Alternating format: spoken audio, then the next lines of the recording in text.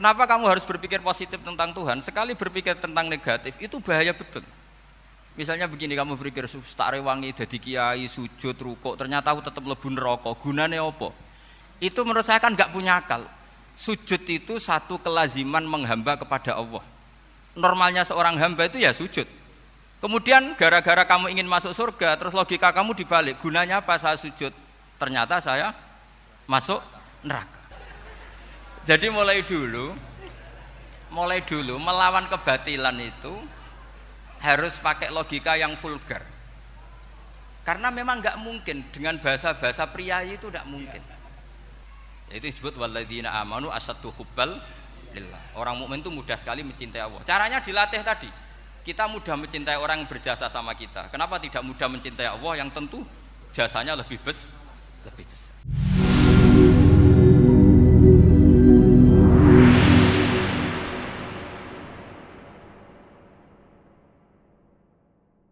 Sedanten ingkang kula hormati wabil khusus teman bapak kula Kiai Haji Agus Ali Masyuri, beberapa kiai yang tanpa ngurangi rasa hormat saya hormati semua. Ini ada beberapa Gus.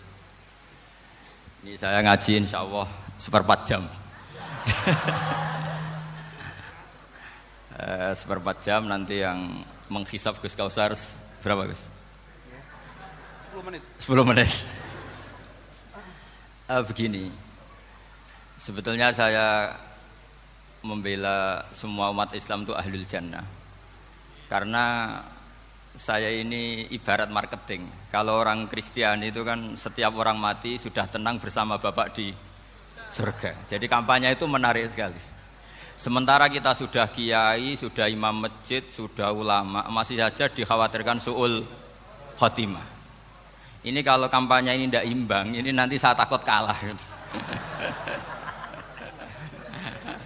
Makanya saya bilang pokoknya semua orang mukmin itu ahlul jannah. Karena memang asli hadisnya seperti itu, man qala la ilaha illallah dakhalal jannah. Bahwa kemudian ada beberapa kiai yang mungkin wataknya itu pesimis, kemudian bikin sekian aturan-aturan yang sebetulnya itu cerminan dari pesimisnya. Terus akan-akan masuk surga itu susahnya bukan main. Nah itu saya tidak setuju karena tadi pasti kalah dengan kampanye sebelah yang setiap orang mati dibilang sudah tenang bersama Bapak apa? Di surga. Jadi ini penting. Terus kedua saya bilang agama ini sudah begitu baik. Masa kunci surga sudah dibocorkan miftahul jannah la ilaha illallah. Masa sudah pegang kuncinya enggak jadi masuk surga itu kan aneh. Ya sudah masuk saja, tapi tidak usah minta bantuan saya, masuk aja. Kan sudah pegang kuncinya. Terus ketiga, kenangan terburuk saya ketika jadi kiai itu gini, saya ada beberapa guru SD datang ke saya. Ini agak-agak masalah besar. Gus boleh enggak buka ujian nasional yang masih disegel? Semua guru bilang enggak boleh, itu kriminal kan. Ada satu guru yang bikin analogi agak kacau. Boleh saja. Wong ujian di kuburan saja dibocorkan para kiai enggak apa-apa.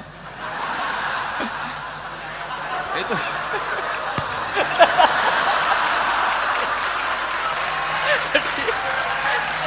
tapi ini kriminal ya.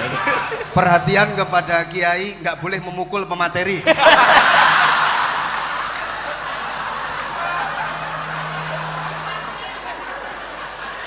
Jadi tentu itu analogi yang salah kan. Marrobuka kan, Tuhan kamu siapa, nabi kamu. Tuhan kamu siapa, nabi kamu siapa, imam kamu siapa. Ini kan sudah dibocorkan oleh para kiai. Artinya apa? Nak raiso jawab kebablasan gitu. Terus guru ini berpikir kalau ujian akhirat sekrusial itu saja bisa dibocorkan, kenapa ujian nasional tidak boleh? Tentu ini kias yang salah, saya tidak ngajari seperti itu.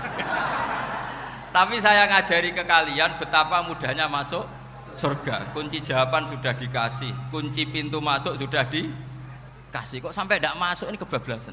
Paling salah gurunya. Jadi ini kenapa saya sering cerita orang mukmin semuanya itu min ahlil jannah, itu saya jamin. Sama tidak usah takut su'ul khotimah, tidak usah takut berlebihan seperti itu. Karena setahu saya, setidaknya saya mewakili ulama zaman ini, rata-rata guru kita ini bermadzhab syadzili dalam berkeyakinan berpikir tentang Allah. Di antara ini yang mulai saya ngomong serius, supaya tadi kan guyonannya sudah diambil Gus Reza sama Gus Kausar. Saya tahu kenapa mereka guyon. Kalau ngomong serius takut kalah sama saya.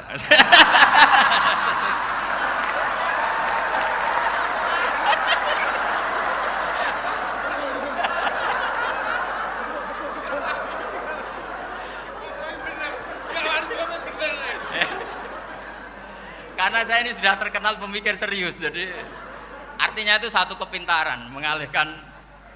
Ya, oh ya, sudah itu satu kecerdasan.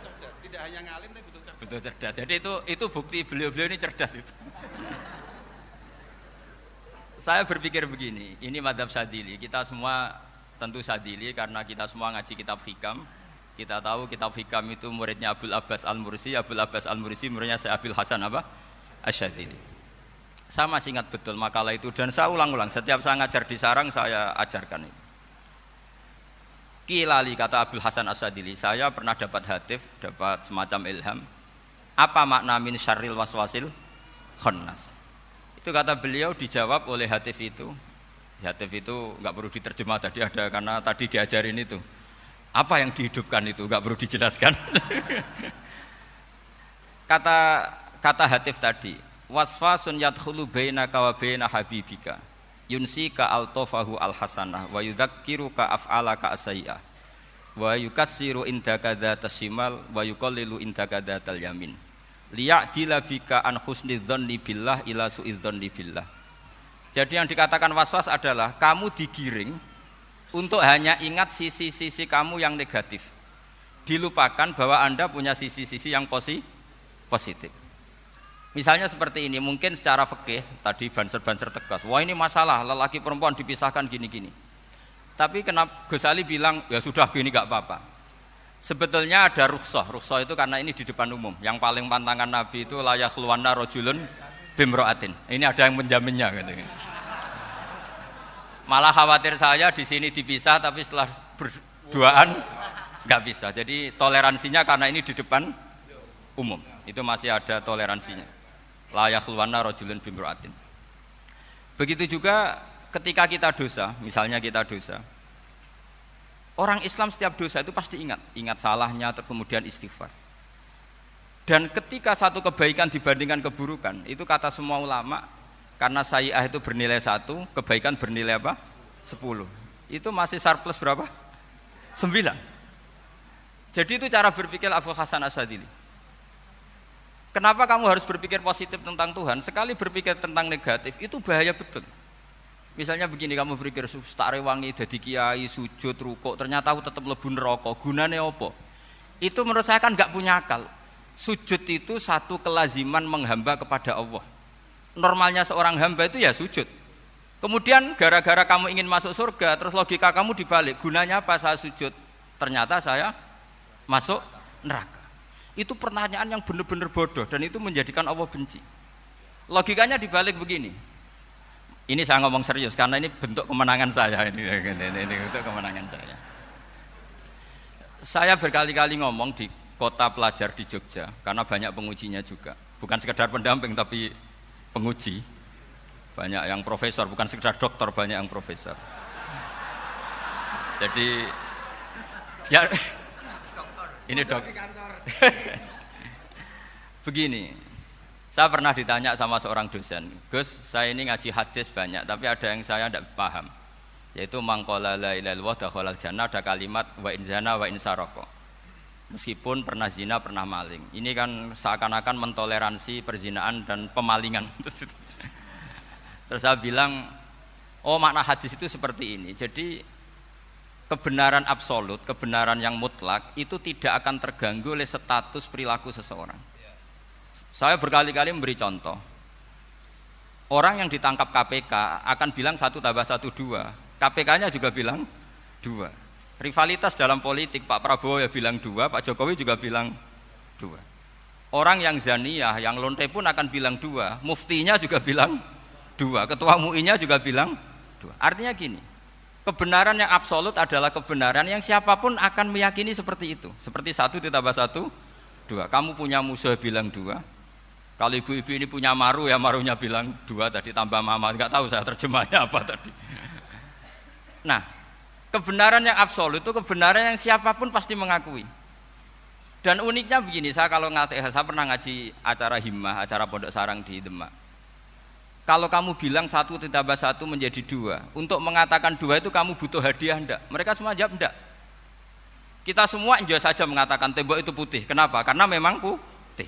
Kita mengatakan 1 tambah 1 2 karena memang kita tanpa presentasi dapat hadiah, dapat penghormatan. Kenapa untuk mengatakan Allah itu Tuhan kita butuh surga? Memangnya kalau tidak ada surga Allah tidak jadi Tuhan? Ini problem orang soleh-soleh yang terlalu pesimis. Makanya nanti orang-orang soleh itu masuk surganya berat. Tapi kalau orang alim lebih gampang kira-kira seperti itu. Iya, karena kan imannya lebih bagus.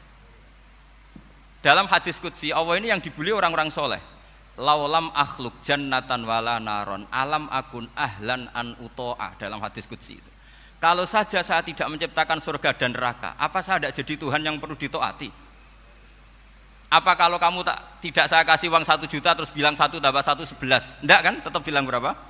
2. Kalau kebenaran absolut yang 1 tambah 1 kamu bilang 2 meskipun tanpa mendapat hadiah. Kenapa untuk bilang Allah Tuhan kamu butuh hadiah surga? Itu kan serai ikhlas belas. Makanya saya terus mengajarkan ikhlas. Ikhlas itu bisa dilatih dengan akal, dengan pikiran, bil ilmi lah. Harus dilatih. Nah di sini ini momen atau makna yang mestinya harus difahami wa inzana, bahwa kalimat ini sah meskipun dilafadzkan seorang yang pernah zina. Sama seperti 1 tambah 1 2 sah, diucapkan siapa saja sah. Dan siapapun akan mengucapkan itu secara ikhlas. Ini penting saya utarakan. Sehingga setelah ada firqah-firqah takfiri yang mengatakan orang megang keris itu syirik, ke kuburan syirik, ini syirik. Itu salah besar. Salahnya adalah tadi kalimat-kalimat atau kebenaran-kebenaran absolut ini sudah jadi sibghata wa man ahsanu minallahi sibghah. Kalimat ini begitu absolut di hatinya orang mukmin. Sehingga ketika terganggu oleh hal-hal yang adat istiadat kayak pegang keris, kayak apa, ini tidak mengganggu. Tetap kualitas iman ini di atas keyakinan adat membawa apa keris. Kalau orang membawa keris menjadi syirik karena percaya sama makhluk. Orang misalnya kejawen kalau nggak bawa keris nggak nyaman. Orang kota itu kalau nggak bawa ATM juga nggak nyaman. Itu tidak dihukumi syirik. Kamu pergi lupa bawa HP nyaman enggak? Enggak, kenapa enggak dihukumi syirik?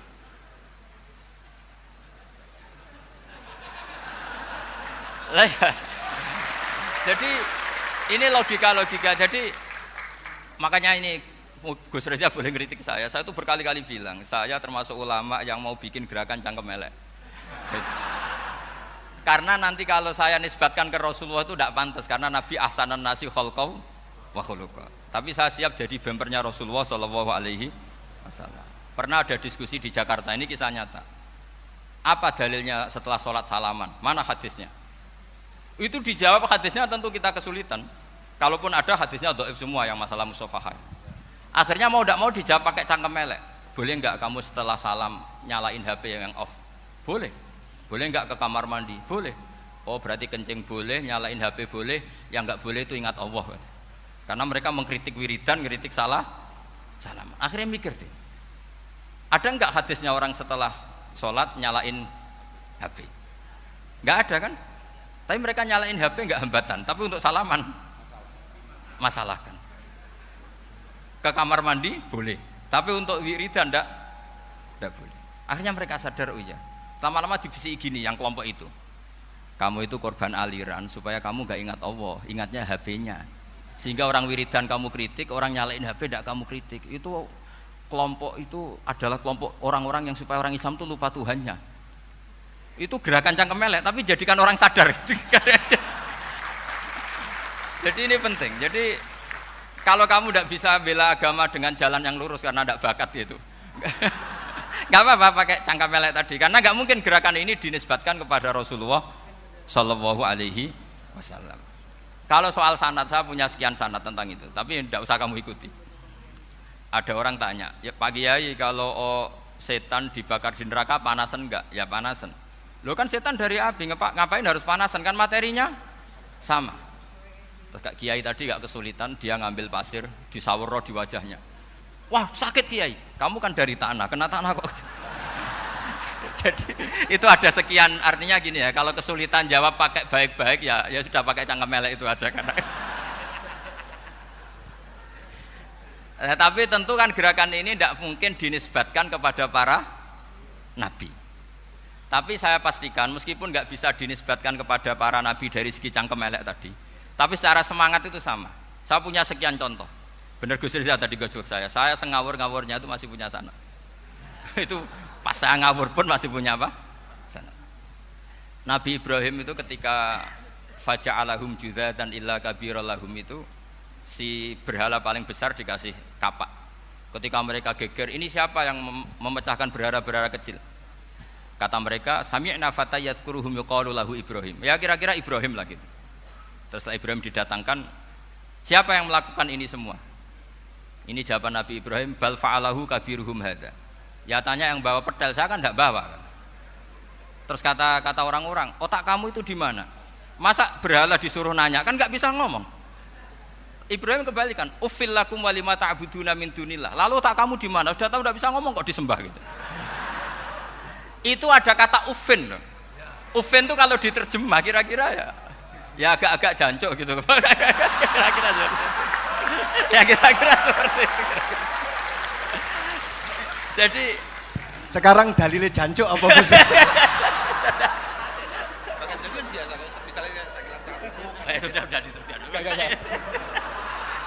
Gimana? Jancuk itu dari daksu, dak tinggalkanlah suan perkara sing elek. Krono ilate wong Surabaya kakean rawon, akhirnya ngomongnya jancuk.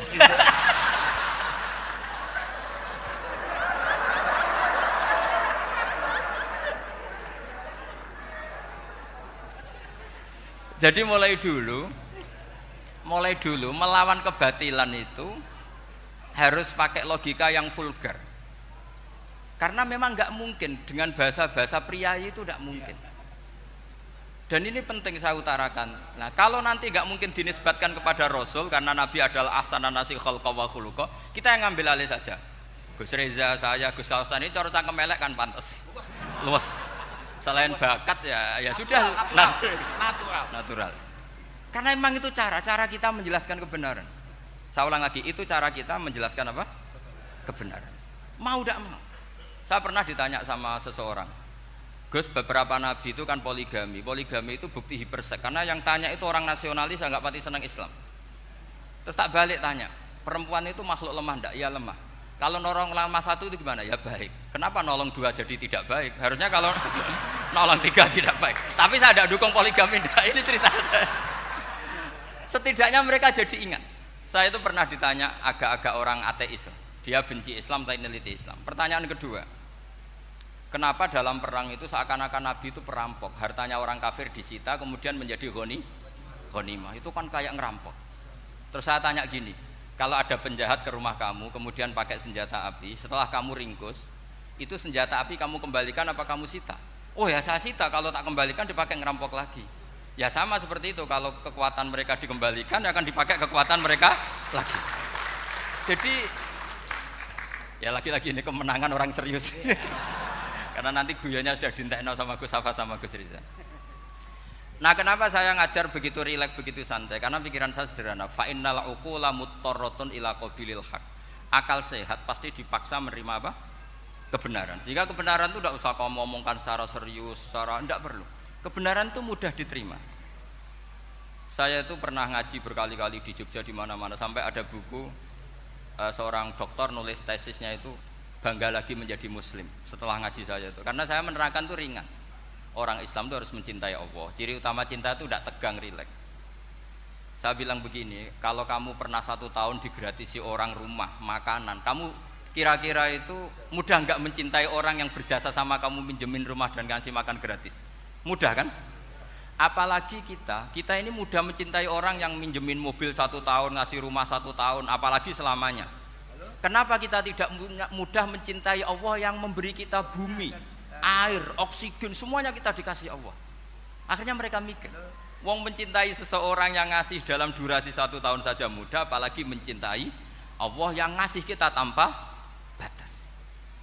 Itu disebut walladzina amanu asaddu hubbal lillah. Orang mukmin itu mudah sekali mencintai Allah. Caranya dilatih tadi. Kita mudah mencintai orang yang berjasa sama kita. Kenapa tidak mudah mencintai Allah yang tentu jasanya lebih besar? Nah, karena akhir-akhir ini banyak orang yang terlalu nazir, terlalu kata Nabi kan basyiru walatu nafiru yasiru walatu asiru. Sehingga saya bikin gerakan. Pokoknya semua orang mukmin pasti masuk surga. Nanti soal ada kesalahan-kesalahan kecil yang menjadikan orang su'ul khotimah itu sifatnya kehati-hatian. Jangan menjadi hukum. Hati-hati itu tidak menjadi hukum. Kalau kamu nyupir hati-hati itu bukan berarti pasti kecelakaan, enggak. Hati-hati itu ya hati-hati saja, tidak menjadi hukum. Ini penting saya utarakan karena kubu sebelah kampanyenya sudah tadi, setiap mati mesti tenang bersama Bapak di surga. Sementara kita mau kampanye, kamu sholat tidak mesti diterima, haji tidak mesti diterima, jadi kiai tidak mesti masuk surga. Coba kalau kita kampanye gitu terus, yang mau jadi muslim itu siapa? Jadi ini sudah tak perhitungkan matang-matang saya milih mazhab seperti itu. Ya ini saya pikir sudah, ini pembandingnya supaya punya waktu. Saya suka sekali. Nah ini yang sesi terakhir ya, sesi terakhir. Saya akan cerita fikih karena Nyun sewu Gus, ada iklan sebentar dari ibu-ibu, pentolan mic kurang dekat ke mulutnya Gus Baha. Sehingga suaranya tidak terdengar sampai ke belakang. Oh, gitu, pentolannya ya? Didekatkan Gus ke mulut. Ini kalau ngomong konotasinya itu mesti nyerempet. Sudah sudah ahlinya di situ. Ya malah ada di situ.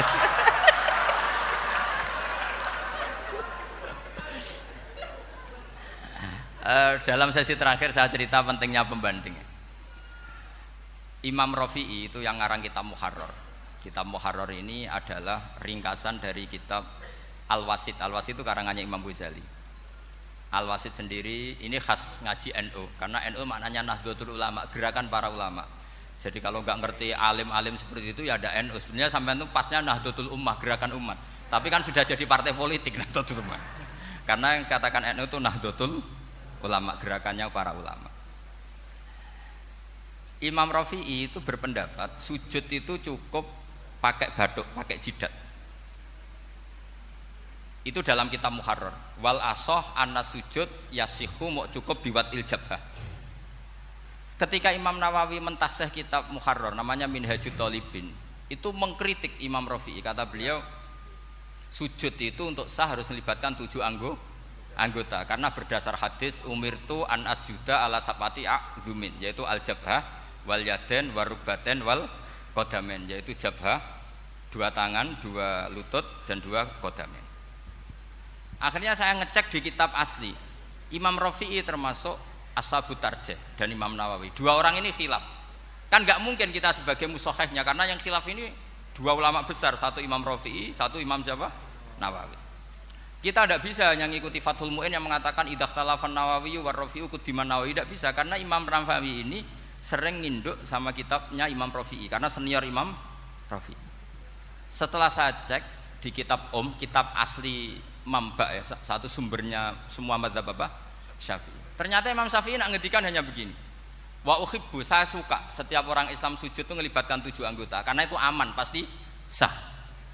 Tapi wayah tamilu kata beliau, tapi mungkin saja sujud hanya watul jabah itu sah. Kenapa kata Imam Syafi'i? Liqaulihi sallallahu alaihi wasallam atau li du'aihi sallallahu alaihi wasallam fi sujud sajadalaka wajhi wa sam'i wa basori. Nabi ketika sujud itu hanya berdoa, ya Allah sujud kepada engkau wajhi wa sam'i wa basori. Nabi tidak menyebut wayadi wa rukbati wa qadami. Sehingga saya berkali-kali bener kata Gus, saya ini pembela umat sing sujute 7 anggota ya tak lem pantes dadi Rais Suriah. Itu. Yang sujute bathuk tok ya tetap sah ngikuti mazhabnya Imam Rafi'i. Meskipun itu tidak saya anjurkan. Tentu tidak saya anjurkan. Alasannya Imam Syafi'i tadi, Rasulullah pernah berdoa dengan kata-kata sajadalaka wajhi, bukan diteruskan wayadi warubati wakoda. Sehingga fal khilaf huna bakin ala khiddati kalau dalam bahasa fikih. Khilaf biar tetap sesuai aturan khilaf masing-masing. Enggak perlu kamu menggugurkan pendapat Rafi'i yang mengesahkan sujud hanya pakai jabah. Ini penting karena tadi seperti saya katakan, yang sujud anggota pitu ya masuk swarga mergo pintere, sing nganggo bathuk tok yang mlebu swarga mergo gobloke tadi, karena aksaru ahlil jannah al-bulbu. Nah, ini madzhab saya. Jadi saya itu ingin umat Islam itu baik-baik saja. Iya, betul. Madzhabin jenengan. Ya.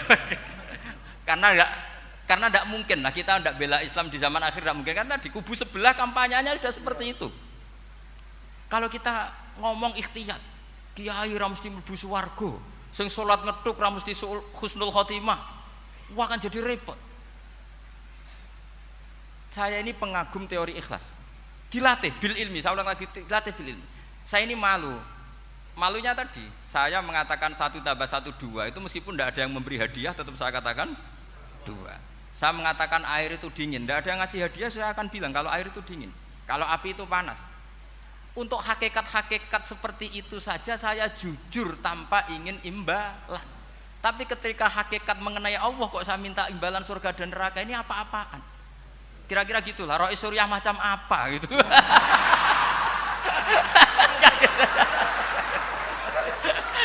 Ya saya kira demikian. Assalamualaikum warahmatullahi wabarakatuh. Waalaikumsalam warahmatullahi wabarakatuh.